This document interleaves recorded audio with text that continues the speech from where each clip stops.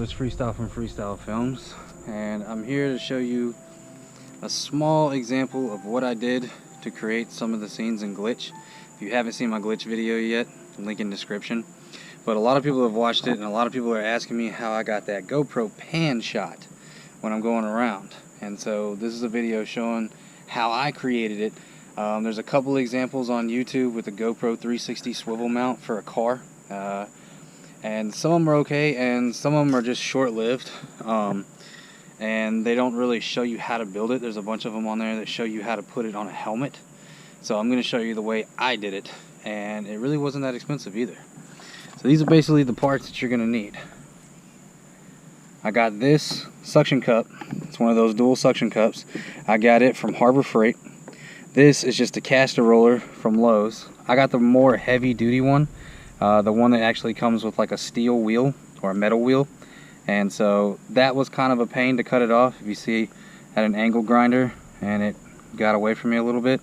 But now you can do this with like two suction cups, and you have one here and a big piece of board, and both of them go through it, so it makes a real clean, stiff surface, and that way it won't move on you.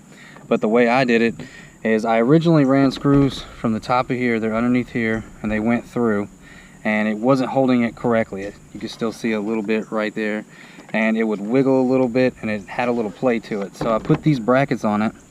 I just had them laying around, and I screwed those in, and it secured it pretty well. Now this suction cup I got from Harbor Freight for like $8, and let's see if I can do this one-handed. I don't know how good that stuck. Nope. But it's pretty strong. Like it's a really well-made suction cup, especially for $8. Now I got one off of Amazon, and it's metal and it's better, but I'd already created this one and I didn't want to create two. And then how else I created everything was actually with an extension painter's pole that I had a long time ago. So the other part I did was with the painter's extension pole that I actually had laying around, that I did in an anti-gravity video years ago. I did it with a buddy of mine. He was flipping all around, and so I decided I was going to put my Hero 3 on the end of it. That way I can get as close or as far back as I needed to from him. All I had to do was pull it, and that way also when he's jumping on a trampoline I could be above him. All I had to do was pull it up or pull it down. And I also used it in the pool. Well, I haven't used it since that shoot, and so I first tried PVC pipe, and I thought PVC pipe would be cool. Problem with PVC pipe is when you get to a certain point, it just bounces. So your shot, the camera's doing this the entire time. It's really a pain in the ass to look at, and it's really not appealing. Then I used a piece of metal, galvanized steel conduit, and it would have worked right, except for I was stupid and I didn't really pay attention, and I was wondering, I'd have the bar like this, then all of a sudden it kept doing this, and it would just stay like this on whatever direction the car is going. It would never spin. Well, I never really realized, I never put two and two together, the ends are open. So the wind would just travel down the pipe. So whichever way I was driving is whichever way that the wind would go down the pipe, and it would force the pipe that way. So the galvanized metal probably would have worked really well. If you just have to like seal off the ends. It was an afterthought. I thought about it after the fact. So I had already done all this. But what I did here is I've got the Session on here, and I got the GoPro, the newer GoPro mount. I have the old school one for bars, like handlebars for bikes and stuff. And then on here you got to put a counterweight on it. I just put a bunch of washers. And the reason I did it this way is because if I ever needed to add or subtract washers, depending on what camera I had the space. And so that's the way I did it. Because this part right here was plastic, otherwise I probably would have put them down a little bit further. But since I put them here, I tried to counter the length a little bit with the camera. That way it's not far off from the weight actually being balanced. And another reason why I wanted to use this is because this is collapsible. So as you can tell, I had it on my Altima, and my Altima is pretty small, and I don't have a lot of trunk space. So even when I went to go get the conduit, I think that extends to 9 or 10 feet, I can't remember which. When I had the conduit driving home, I actually had it in the trunk and sticking out the side of the passenger window, sticking out. Well, I wasn't going to drive from here to another state with that sticking out. So this worked out really well.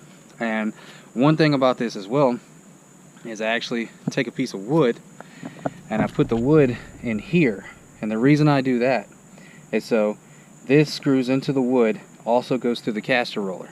And the whole reason behind all that is so when this is on here, it won't tilt too far.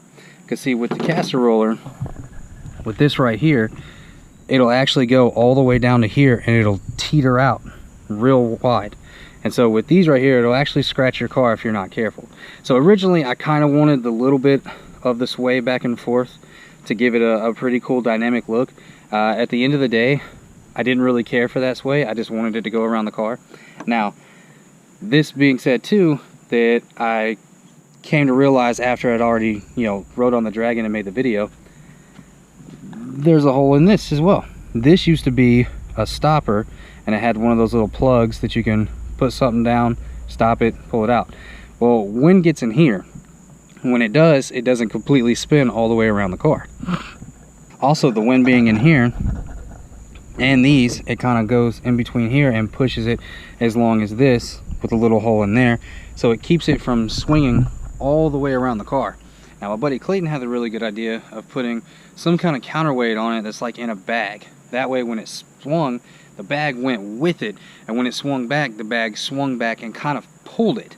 Now, I didn't get a chance to do that when I was on the tail of the Dragon, and that's okay.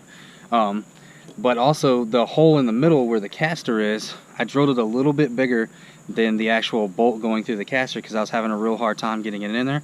And so, also that has a slight bit of wind in it, and it keeps it actually like this. So instead of spinning all the way around car like a helicopter, it was actually keeping it side by side. So it spin a little bit, but it would only spin about 180 instead of doing an entire 360.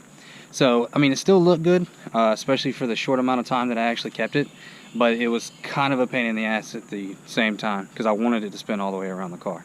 But we're going to jump into this. I'm going to put it together, show you guys how I did it, and then if y'all want to do a variation of it or you do the same thing, then definitely advise doing it because it's a really good shot. Alright, so for this, it's pretty easy. This paint stick just extends like so, twist it and lock it. Ugh. Twist it and lock it. So what I did here is put this on here, make sure it lines up, and we're all good.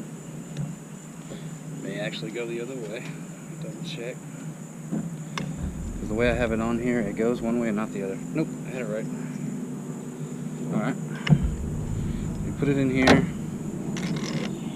make sure your bolt goes all the way through.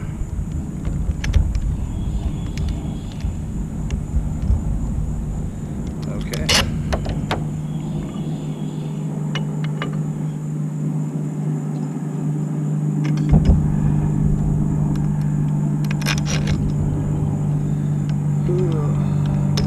There we go. So this goes through. I swear to God, I've tried to film this video 3 times, and there's always either a car driving by. Now I have a fucking plane above me.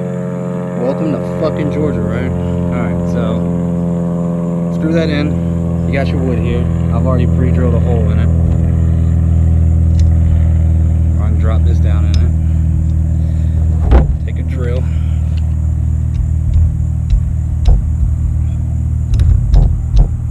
Any day now.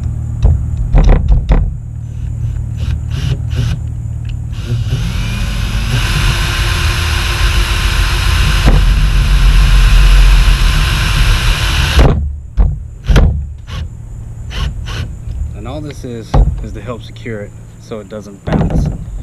So you're gonna have a little bounce and a little play, but you won't have tons of it.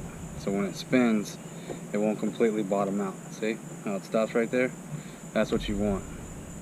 That way the whole thing doesn't completely. Now it's best you get a pair of pliers or something to bolt this down, or to bolt it down, to tighten it, so that way it doesn't come loose. But that's pretty much the extent of it right there. That's basically the gist of it. And so when it's all said and done, like, you got the counterweights. The counterweights really don't matter if they're down or up. I prefer them not to be down, in the off chance that for any reason it gets close to your car, it's going to scratch it. But on this, because I got this GoPro mount and it's one of the newer ones, for whatever reason, when I loosen this to collapse it, I can't ever get this to go back down the way it was before. So cool thing with this, you just rotate it down and the camera is now in position, and you just tighten this back up and we're good to go. So there it is right there. There's your 360 swivel mount on a car. And just like that. Alright, so mounting it on the car is pretty easy. So to mount it on the car, all you gotta do is, you can build this on the car when it's up here. That's how I did it the first time I ever did it. But you come in here and you try to find the center.